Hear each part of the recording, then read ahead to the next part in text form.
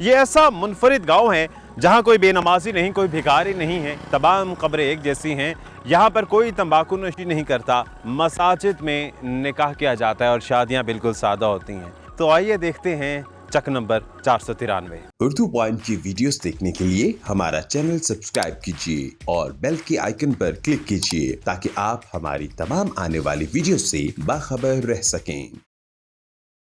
Cigarette کھانسی کرتا ہے، یہ دیواروں پر ایک پبلک سروس میسج پہ لکھا ہوا ہے، اور اس پورے گاؤں میں کوئی بھی سگریٹ نہیں پیتا اور نہ ہی کوئی دکاندار عرصہ دراز سے سگریٹ رکھتا ہے۔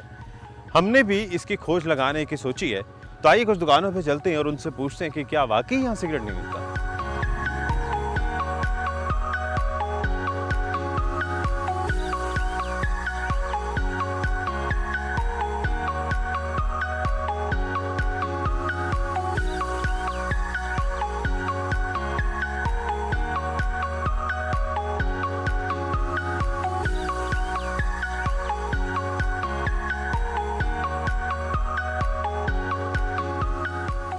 السلام علیکم۔ وعلیکم السلام۔ آپ کے پاس سے سگریٹ ملتی ہے؟ نہیں شروع سے نہیں رکھتے؟ نہیں، تقریباً 10-12 سال ہو گئے۔ اچھا، یہاں کسی اور گاؤں میں کسی دکان سے مل جائے گی سگریٹ؟ نہیں، کہیں سے بھی کوئی بھی نہیں رکھتا؟ لوگ مانگتے بھی نہیں ہیں؟ نہیں، سب کو پتہ ہے کہیں سے مل ہی نہیں ہے۔ اچھا، بہت شکریہ۔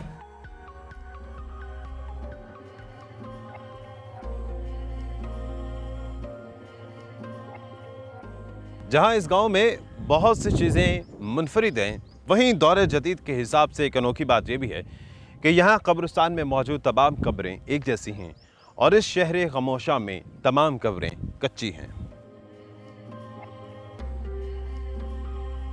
اور یہ کچی قبریں مجبوری نہیں ہیں، بلکہ ایک متفقہ فیصلہ ہے اس دیہی علاقے کے تمام لوگوں کا۔ ان کا یہ ماننا ہے کہ اسلامی طرز عمل کے بنیاد پر کچی قبریں بنانی چاہیے۔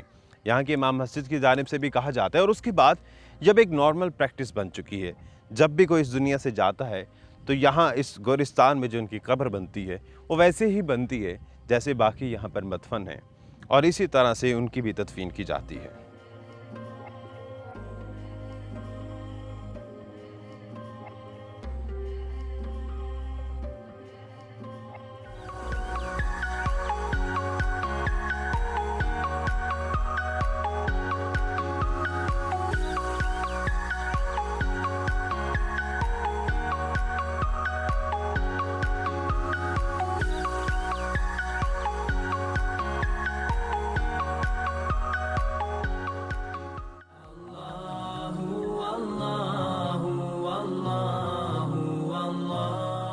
یہاں کے علماء کرام نے اس دیہی علاقے کے لوگوں کو ایسی تلقین کی کہ اب یہاں پر کوئی بے نمازی نہیں ہے اور کوئی بھکاری نہیں ہے، ہر کوئی اپنا اپنا کام کرتا ہے۔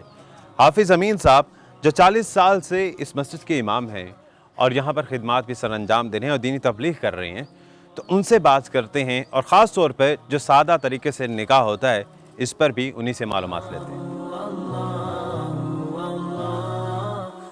کوئی کام بھی اچانک نہیں ہوتا ہے، ہر کام کا ایک پس منظر ہوتا ہے۔ تو یہاں 90 سال سے یہ ادارہ یہاں دینی ادارہ قائم ہے، اور اس دینی ادارے میں بڑے بڑے جلیل القدر قسم کے اساتذہ کرام اپنے اپنے وقت کے جو اساتین فن تھے نا، وہ یہاں پڑھاتے رہے ہیں۔ تو چونکہ اس قسم کے بڑے بڑے اہل علم جہاں ہوں وہاں ان کا احترام بھی زیادہ ہوتا ہے، تو اس لیے لوگوں میں ایک تو دینی شعور پیدا ہو گیا ان علماء کے یہاں درس دینے، جمعے پڑھانے اور اس قسم کے کاموں سے۔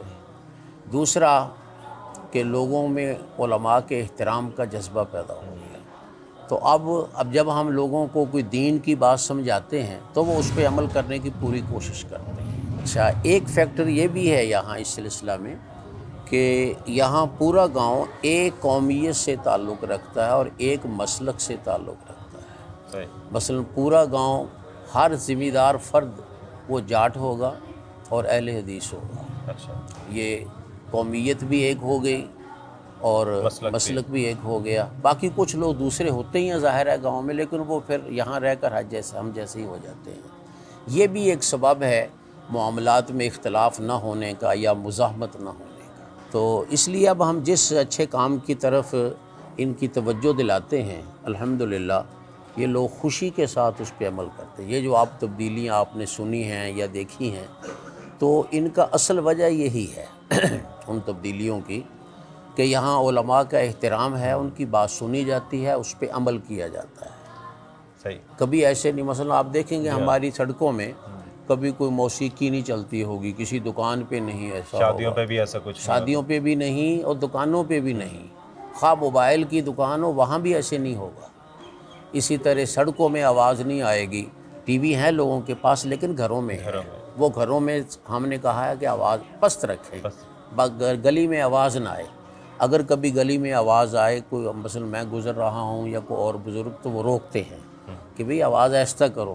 تو کوئی یہ نہیں کہتا کہ ہماری مرضی، اپنے گھر میں جو مرضی کریں، بلکہ وہ کہتے ہیں یہ غلطی ہوگی کسی بچے نے کر دیا اور پھر ٹھیک کر لیتے ہیں۔ یہ ایک اچھا جذبہ یہاں موجود ہے۔ اور خاص طور پہ جو باقی سوشل چینجنگز آئی ہیں، جیسے یہاں سے سگریٹ نہیں ملتا، جی، لوگ سادگی سے مساجد میں نکاح کرتے ہیں، قبرستان کا تذکرہ ہوا اور شادی بیاہ پہ بھی کوئی ایسی تقاریب نہیں ہوتی، یہ لوگ خوش دلی سے قبول کرتے ہیں۔ ایک ماحول ایسا ہو گیا، یا پھر اس کے لیے بعض اوقات ایسا ہوتا ہے کہ کوئی سوشل پریشر بھی ان پر ہوتا ہے؟